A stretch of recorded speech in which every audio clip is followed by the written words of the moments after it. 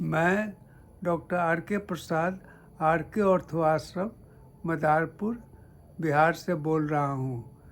आज मैं blood pressure के बारे में महत्वपूर्ण जानकारी आपको देने जा रहा हूँ। नॉर्मली ब्लड प्रेशर जो है सो 120/80 होता है मिलीमीटर ऑफ मरकरी, लेकिन कुछ फ्लक्चुएशंस इसमें हो सकते हैं। 130, 85, 90 तक भी चलेगा। 160 तक भी वह बढ़ा हुआ तो है ही, लेकिन अलार्मिंग नहीं है। 180 से अगर ऊपर ब्लड प्रेशर जा रहा है, सिस्टोलिक और कॉन्ट्रैक्शन का जो प्रेशर है 180 से अगर ऊपर जा रहा है, और हार्ट के रिलैक्सेशन का जो प्रेशर है अगर वह 110 आ गया, तो यह एक अलार्मिंग साइन है। इसको आपको किसी भी हालत में कम करना होगा। ब्लड प्रेशर की दवा लोग खाते हैं और सोचते हैं कि उससे हमारा ब्लड प्रेशर नॉर्मल हो जाएगा। आप यह जान लें कि जब तक आप अपने लाइफ स्टाइल को नहीं चेंज करेंगे, दवा में वो कैपेसिटी नहीं है कि आपके ब्लड प्रेशर्स को ज़्यादा घटा सके। 20 कहा जाता है कि 20 mm से ज़्यादा दवा से असर नहीं होता है। अगर आपका हाई ब्लड प्रेशर है तो आपको उससे भी कम करना होगा, और उसके लिए आपको जो है सो लाइफ स्टाइल चेंजेस ज़रूरी है, मस्ट है। अगर उसको आप नहीं करेंगे तब आपका कितना भी दवा खा लें, ब्लड प्रेशर आपका नॉर्मल नहीं होगा। इसके लिए आपको जो है सो कुछ बिंदुओं पर ध्यान देना होगा। मैं 10 बिंदुओं पर बात करूंगा, जिससे आप बिना दवा के अलावे जो ब्लड प्रेशर कम करने का जो उपाय है उसको आप करके अपना ब्लड प्रेशर को नॉर्मल लेवल पर आ सकते हैं। इसमें सबसे बड़ा जो है सो वह आपका मेंटल स्ट्रेस है। हम लोग जो है सो दिन भर मानसिक तनाव में रहते हैं, बिना मतलब के तनाव में रहते हैं। जब मेंटल स्ट्रेस होता है तो एड्रेनलिन एंड कॉर्टिजोन रिलीज होता है। एड्रेनलिन कॉर्टिजोन जो है सो वेजो कंस्ट्रक्टर है, ब्लड वेसल्स को नैरो करता है। अगर ब्लड वेसल्स नैरो हो जाएगा तब उस हार्ट को ज़्यादा प्रेशर के साथ ब्लड को वहाँ ठेलना पड़ेगा, और इसलिए वह ब्लड प्रेशर बढ़ जाएगा। और मेंटल स्ट्रेस अगर आपका कमता नहीं है तो आप कितना भी उपाय करेंगे वह आपको ब्लड प्रेशर को नहीं कमने देगा। आगे मैं बताऊंगा कि मेंटल स्ट्रेस को आप कैसे कम कर सकते हैं। दूसरा आपका बेली फैट है। अगर आपके पेट में चर्बी है, अगर आपका तोंद निकला हुआ है, तो आप समझें कि इंसुलिन रेजिस्टेंस आप में डेवलप कर रहा है। और बेली फैट का ही मतलब नहीं है कि आपके सिर्फ बेली में है, आपके इंटरनल ऑर्गन्स में भी वह फैट जमा हुआ है। ना सिर्फ इंटरनल ऑर्गन्स में, बल्कि आपके ब्लड वेसल्स में भी फैट जमा हुआ है। ट्राइग्लिसराइड एंड कोलेस्ट्रॉल जो है सो जम गया है, और ब्लड वेसल्स के ल्यूमेन को, उसके छेद को वह नैरो कर रहा है। अगर छेद नैरो होगा, हार्ट को ज़्यादा पंप करना पड़ेगा, और पंप करने से जो है सो ब्लड प्रेशर बढ़ेगा, क्योंकि उस छोटी नली से उसको जो है सो आगे ब्लड को फेंकना है। इसलिए जो है सो बेली फैट को आपको किसी भी हालत में कम करना होगा। बेली फैट अगर कमेगा तो आपका जो है सो अंदर का भी फैट गलेगा, आपके ब्लड वेसल्स के अंदर का भी फैट गलेगा, ल्यूमेन का साइज बढ़ेगा, और आपका ब्लड प्रेशर कमेगा। आपका बेली फैट कम करने का उपाय जो है सो एक एक्सरसाइजेज है। आपको एक्सरसाइज करना होगा। एक्सरसाइज करने से आपका जो है सो फैट बर्न होगा। फैट बर्न होने से आपका जो है सो बेली फैट कमेगा, इंटरनल विसरल फैट जो है कमेगा, आपका ब्लड वेसल्स जो है सो डायलेट करेगा। एक्सरसाइजेज में आपको योगा एक्सरसाइजेज, आपको जो है so anti gravitational exercises, anti gravitational exercises में वेट लिफ्टिंग हो गया, आपका जो है सो आपके यहाँ सीढ़ी होगा, सीढ़ी पर आप ऊपर नीचे करेंगे, वह भी एक एंटी ग्रेविटेशनल एक्सरसाइजेज होगा, जिससे कि आपका फैट कमेगा। उतना ही नहीं, फैट कमाने के लिए आपको फास्टिंग का सहारा लेना होगा। आपको 16 घंटे का रोज़ फास्टिंग करना है। 16 घंटे का फास्टिंग का मतलब है कि आप जो है सो 6 बजे खाना खा लिए, उसके बाद अगले दिन 10 बजे खाएं। 16 घंटा में होता क्या है कि 12 घंटे का फास्टिंग में आपका जो है सो स्टोर्ड ग्लूकोज जो ग्लाइकोजन के रूप में लीवर में है, मसल्स में है, वह एग्जॉस्ट करेगा। उसके बाद जो 4 घंटा बचेगा वह शरीर को एनर्जी देने के लिए फैट बर्न होगा और धीरे धीरे आपका जो है सो वज़न कमेगा। वज़न कमाने में आप हड़बड़ी नहीं करें, किसी तरह का जो है सो हार्ड एंड फास्ट जो है सो उपाय नहीं करें। होता क्या है कि आप जो है सो वज़न घटाने के लिए जी जान से लग जाते हैं, आप फास्टिंग वगैरह सब करने लगते हैं और जहाँ वह ख़त्म होता है तो बाउंस बैक करता है। इसलिए यह स्लो एंड स्टेडी प्रोसेस होना चाहिए वज़न घटाने का। अगर वज़न स्लो एंड स्टेडी नहीं होगा तो वह स्टेबल नहीं होगा और फिर आप रिबाउंस करके हो सकता है कि आपका वेट पहले से भी ज़्यादा हो जाए। आपको एक सर्केडियन साइकिल डेवलप करना होगा। आपको सर्केडियन साइकिल का मतलब है शरीर जो है सो आपके बारे में शरीर को जानकारी हो कि आप किस समय उठते हैं, किस समय जो है सो सोते हैं, आपकी दिनचर्या क्या है। अगर उसको पता होगा तो अपने हार्मोन्स को उसी ढंग से वह रिलीज करेगा जिससे कि जिसकी आपको आवश्यकता है। अगर आपका इर्रेगुलर सर्केडियन साइकिल है तो शरीर भी कंफ्यूज कर जाएगा कि अब हमको क्या करना है। एक्सरसाइजेज का बहुत ज़्यादा रोल है, फैट आपको बर्न करेगा। उसके अलावा जो है सो डाइट का बहुत ज़्यादा इम्पोर्टेंस है। डाइट का इम्पोर्टेंस इसलिए बहुत ज़्यादा है कि हमारी अर्थ की उत्पत्ति जो है सो अंदाजन कहा जाता है कि 4.5 बिलियन ईयर्स पहले हुआ था और फर्स्ट जो है सो माइक्रोब्स जो है सो जो बैक्टीरिया जो डिटेक्ट हुआ वह 3.5 बिलियन ईयर्स पहले वह बैक्टीरिया डिटेक्ट हुआ। उस बैक्टीरिया के फॉर्म में एक लिविंग ऑर्गेनिज्म जो है सो अर्थ पर पता चला। कहा जाता है कि हमारा जितना भी सृष्टि बना, जितना भी चीज़ बना, सब वह बैक्टीरिया का ही देन है। हमारा शरीर भी 90% बैक्टीरिया से बना हुआ है, 10% ही अलग है। और उस बैक्टीरिया को जो है सो खाने की आदत थी कच्चा खा करके वो इतना आगे बढ़ा, उसमें जो जेनेटिक चेंजेज आया, उसका जो बिहेवियर चेंजेज आया, उसका जो हैबिट बना, वह रॉ में फूड पर ही बना। लेकिन हम लोग 10,000 वर्ष पहले से खाना जो पकाने लगे, बैक्टीरिया को वह पसंद नहीं था। जो बैक्टीरिया वैरायटी जो बैक्टीरिया जो हमारे गट में था 4,000-5,000 से भी ज़्यादा था, वह घटकर अभी 1,500 पर चला आया है, क्योंकि हम लोग उसको जो है सो उसके पसंद का चीज़ नहीं दे रहे हैं। पिज़्ज़ा, बर्गर, मोमो वगैरह दे करके हम लोग जो है सो उसको मार रहे हैं, उसकी संख्या को कम कर दे रहे हैं। अगर वह बैक्टीरिया और जो है सो माइक्रोब्स अगर ठीक रहा हमारे पेट में तो हमारा सब कुछ ठीक रहेगा, वजन भी ठीक रहेगा, हमारा डिफेंस भी ठीक रहेगा और हम तंदुरुस्त रहेंगे।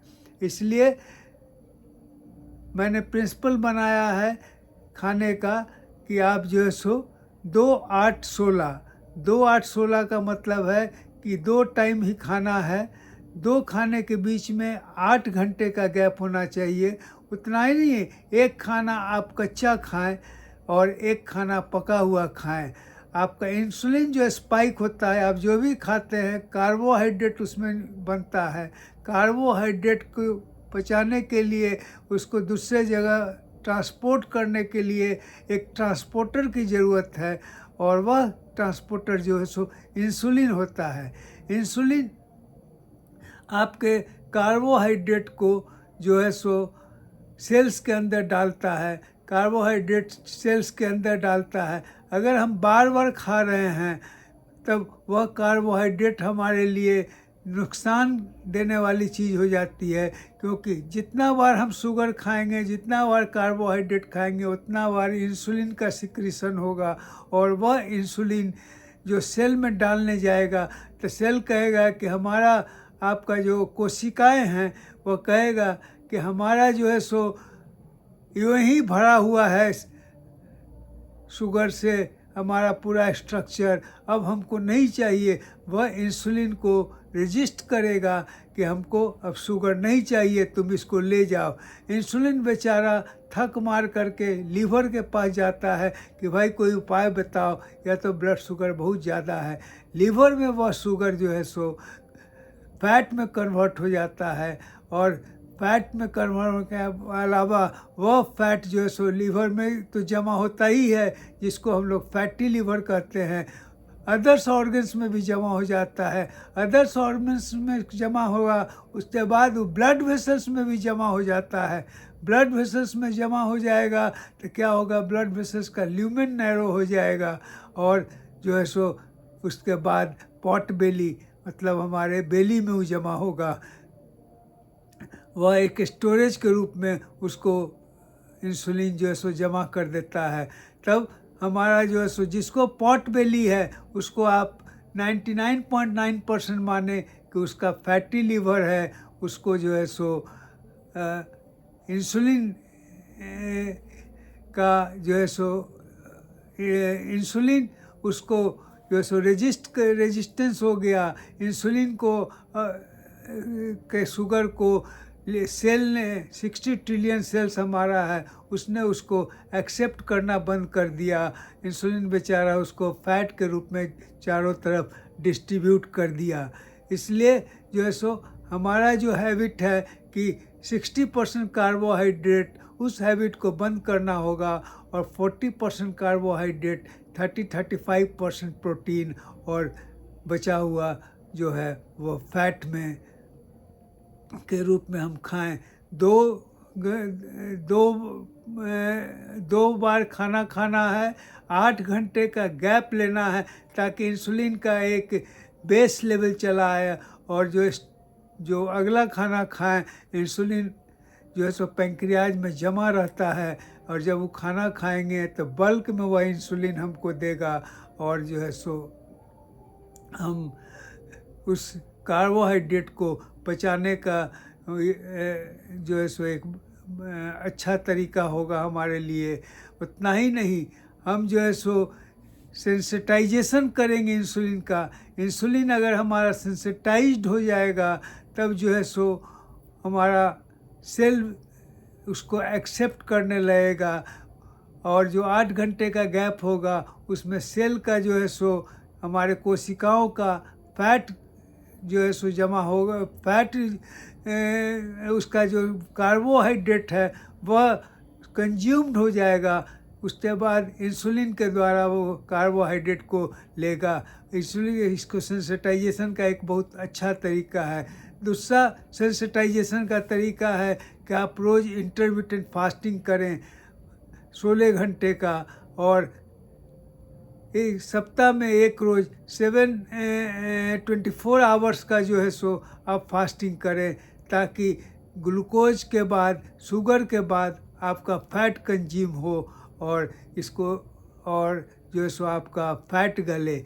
या इसको आप अपनाएंगे, धीरे धीरे देखेंगे कि आपका जो है सो बेली कमने लगा, आपका विसरल फैट कमने लगेगा, आपका ब्लड वेसल्स का जो ट्राइग्लिसराइड एंड कोलेस्ट्रॉल जमा है वह कमेगा, और ल्यूमेन का डायमीटर बढ़ेगा, ब्लड वेसल्स के ल्यूमेन का डायमीटर बढ़ेगा, जिससे कि आपका ब्लड फ्लो बेटर होगा। अब जो है सो सोडियम की बहुत चर्चा होती है कि सॉल्ट हम कम खाएं। सॉल्ट जो है सो हमारे लिए नुकसानदेह है, सॉल्ट खाने से ब्लड प्रेशर बढ़ता है, और डॉक्टर्स लोग एडवाइस भी करते हैं कि जब आपका ब्लड प्रेशर ज़्यादा है तो नमक को कम कर दीजिए। नॉर्मल WHO का कहा गया है कि 5 ग्राम मतलब 1 चाय के चम्मच के बराबर नमक जो है सो एक्स्ट्रा नमक जो हमारे सब्जी फल वगैरह में जो रहता है सॉल्ट, उसके अलावे नमक नहीं लेना चाहिए। नमक क्या करता है कि आपके ब्लड वॉल्यूम को बढ़ाता है, उसमें वाटर रिटेंशन की कैपेसिटी होती है।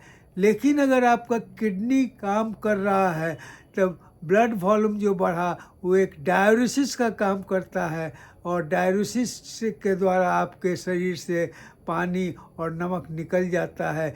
इसलिए अगर किडनी आपका नॉर्मल है तो अगर कुछ ज़्यादा भी नमक खाते हैं तो वह उसका प्रॉब्लम नहीं करता है। अगर किडनी आपका GFR जो है सो 50-60 से कम है, अगर क्रिएटिनिन 1.5 से ज़्यादा है तब आप नमक को ज़रूर रिस्ट्रिक्ट करें, क्योंकि किडनी में वो कैपेसिटी नहीं है कि उसके वॉल्यूम को वह ठीक कर सके। उतना ही नहीं जो है सो लोग को एक कन्फ्यूजन है कि हम जो है सो सेंधा नमक खाते हैं, हम जो काला नमक खाते हैं, हम तो यह नमक सॉल्ट्स जो समुद्री सॉल्ट है या टाटा का जो सॉल्ट है उसको नहीं खाते हैं। आप जान लें कि सभी सॉल्ट में थोड़ा ही का डिफरेंस है, हर में जो है सो आपका सोडियम है, किसी में थोड़ा कम किसी में थोड़ा ज़्यादा। इसलिए इस भ्रम में ना रहें कि हम जो है सो सेंधा नमक खा रहे हैं तो हमको उसका कोई दिक्कत नहीं होगा। रही बात अल्कोहल की, अल्कोहल अगर आप मॉडरेट अमाउंट में थोड़ा बहुत लेते हैं तो उससे कोई आपको नुकसान नहीं है, लेकिन वही अगर हेवी ड्रिंकर हो गए तो अल्कोहल भी शुगर की तरह ही काम करता है और वह फैटी लीवर का एक रूप लेता है और फैट जमा होता है, आपको बल्कि बनाता है। इसलिए अल्कोहल का जो इस्तेमाल है उसको आप हिसाब से करें, कम लें, नहीं लें तो ज़्यादा अच्छा है। स्मोकर्स जो हैं उनका जो है सो स्मोकिंग का इफ़ेक्ट जो है सो आपके ब्लड वेसल्स पर पड़ता है, आपका ब्लड वेसल्स जो है सो नैरो हो जाता है, जिससे कि उसका ब्लड फ्लो ऑफ ब्लड जो है सो ऑब्स्ट्रक्ट करता है, जिससे कि आपका ब्लड प्रेशर बढ़ जाता है। उतना ही नहीं, आपका लंग डैमेज करता है, लंग डैमेज होने से आपका एरिएशन जो है सो ऑक्सीजन का सप्लाई जो है सो कम जाता है। उतना ही नहीं, आपके लंग को जो डैमेज करता है तो आपका राइट वेंट्रिकल से, हार्ट के राइट पोर्शन से जो ब्लड लंग में जाता है उसमें प्रेशर ज़्यादा पड़ता है, और प्रेशर ज़्यादा पड़ेगा तब जो है सो बैक प्रेशर होगा, आपका राइट हार्ट जो है सो प्रेस्ड हो जाएगा, वो डायलेट कर जाएगा। उतना ही नहीं, आपको जो है सो हार्ट फेलियर भी उससे हो सकता है, पैर का इडमा हो सकता है। और ऑक्सीजन कम अगर जा रहा है तो ब्लड फ्लो बढ़ेगा, ब्लड के आपका हार्ट रेट बढ़ेगा, आपका जो है सो ब्लड प्रेशर भी उसके कारण बढ़ेगा। उधर जो है सो राइट वेंट्रिकल से जो लंग में जा रहा है वह पल्मोनरी ब्लड प्रेशर बढ़ेगा, वह बैक प्रेशर से आपका जो है सो सिस्टमेटिक सर्कुलेशन जो है सो उसमें भी ब्लड प्रेशर जो है सो ज़्यादा बढ़ जाएगा। कॉफ़ी मॉडरेट अमाउंट में अगर आप लेते हैं तो वह ठीक है, और ज़्यादा आप लेते हैं तो वह भी आपके ब्लड प्रेशर को बढ़ा सकता है। लेकिन कॉफ़ी का इफ़ेक्ट ज़्यादा देर नहीं रहता है, इसलिए वह उतना हार्म नहीं करता है जितना कि आपका अल्कोहल और जो है सो स्मोकिंग काम करता है। आप जो है सो एक ब्लड प्रेशर इंस्ट्रूमेंट ले लें, मरकरी का ले तो ज़्यादा अच्छा है, मैनुअल भी स्टैंडर्ड कंपनी का लें, और रेगुलर जो है सो ब्लड प्रेशर जांच करें। जांच करने में भी यह देखना है कि किसी का ब्लड प्रेशर आप जांच कर रहे हैं तो 5 मिनट उसको रेस्ट में डाल दें, उसके दिमाग से कहे कि एकदम शांत होकर आप रहिए, आप चेयर पर बैठिए या बेड पर लेट जाइए, आपका पैर जो है सो ज़मीन में सटा हो, आपका ब्लडर जो है सो एम्प्टी हो, और किसी तरह का कोई बेवरेज वगैरह उस पीरियड में आप ना लें, तब आपका ब्लड प्रेशर जो है सो नापा जाए तो वो अच्छा है। कफ को भी प्रॉपर ढंग से बांधा जाए। राइट एंड लेफ्ट आर्म में ब्लड प्रेशर का डिफरेंस हो जाएगा। इसलिए ऐसा नहीं कि आप दौड़ते हुए घूमते फिरते आए और आपका ब्लड प्रेशर जो है सो बढ़ गया और आप डिक्लेयर हो गए कि आप हाइपरटेंसिव हैं, आपको दवा चलने लगी, जबकि उसकी कोई ज़रूरत नहीं थी, दवा की कोई ज़रूरत नहीं थी। इसलिए जो है सो ब्लड प्रेशर को नापने में या नापने में भी सावधानी रखें। और एक गलती लोग करते हैं कि ब्लड प्रेशर है, दवा खा रहे हैं, उसके बाद कहते हैं कि हम तो बाबू दवा बंद कर दिए। क्यों बंद कर दिया? तो जांच में नॉर्मल आ गई, यही से दवा बंद कर देली। इस भ्रम में न रहें। आप दवा अगर बंद भी आपने किया है, बंद तो नहीं करना है, धीरे धीरे आप कम कर सकते हैं, लेकिन आपको ब्लड प्रेशर बराबर जांच करना है, क्योंकि आपका जो ब्लड प्रेशर कंट्रोल में आया है वह दवा के कारण कंट्रोल में आया है। दवा हटा देने पर आप ब्लड प्रेशर जांच करें, उसके बाद भी नॉर्मल आता है, 6 महीना साल भर आप देखते हैं कि ब्लड प्रेशर नहीं बढ़ता है, तब दवा को आप अवॉइड कर सकते हैं। नहीं तो यह रिस्क है। रिस्क क्या है? आप दवा बंद कर दिए, ब्लड प्रेशर जो है सो साइलेंट किलर के रूप में आता है। देखते हुए कई मरीज को कि कहते हैं कि जो है सो उसको हवा लग गया, उसको जो है सो पैरालिसिस हो गया।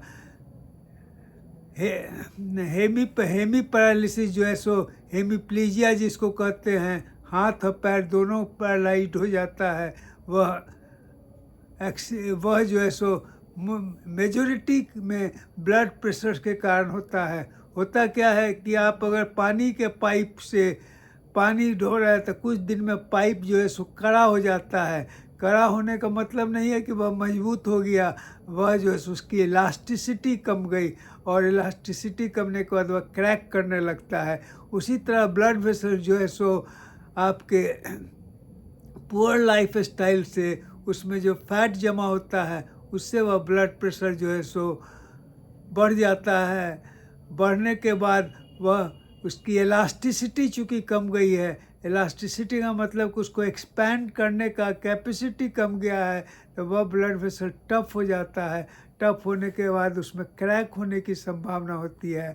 अगर क्रैक हुआ और वहाँ पर ब्लीड कर गया तो वह प्रेशर से जो है सो आपको उस पोर्शन का पैरालिसिस हो सकता है, आई का ब्लाइंडनेस हो सकता है, आपको स्ट्रोक हो सकता है, आपको रीनल प्रॉब्लम हो सकता है, आपका जो है सो पेरिफेरल वेसल्स में अगर हुआ तो आपका पैर में गैंग्रीन भी हो सकता है। उतना ही नहीं कि जहाँ पर क्रैक होता है वहाँ पर कई कई क्लॉट जम जाता है, प्लेटलेट के एग्रीगेशन से वह ल्यूमेन जो है सो नैरो हो जाता है। नैरो होकर के जो है सो ल्यूमेन जो है सो डैमेज होने लगता है। और कभी कभी वहाँ का क्लॉट जो है सो ब्लड फ्लो से कहीं जाकर जाम कर देगा। जहाँ वह जाम करेगा, हार्ट में करेगा तो हार्ट अटैक हो जाएगा, ब्रेन में होगा तो ब्रेन स्ट्रोक हो जाएगा, आँख में जाएगा तो ब्लाइंडनेस हो जाएगा। वह वहाँ जमा हो जाता है। अगर इमीडिएट उसको नहीं छुड़ाया जाए तो वह अंग आपका बेकार हो जाता है, काम करने लायक नहीं रहता है।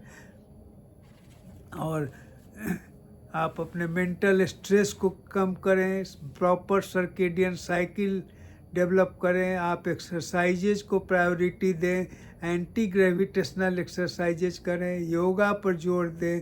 और एक बात और समझ लें कि आप जो है सो प्राणायाम जो है सो ज़रूर करें। आप जो है सो भस्त्रिका आसन, कपालभाति, अनुलोम विलोम, भ्रामरी एक्सरसाइजेज, उसके बाद जो है सो आपका ओम का उच्चारण, यह सब ज़रूर करें।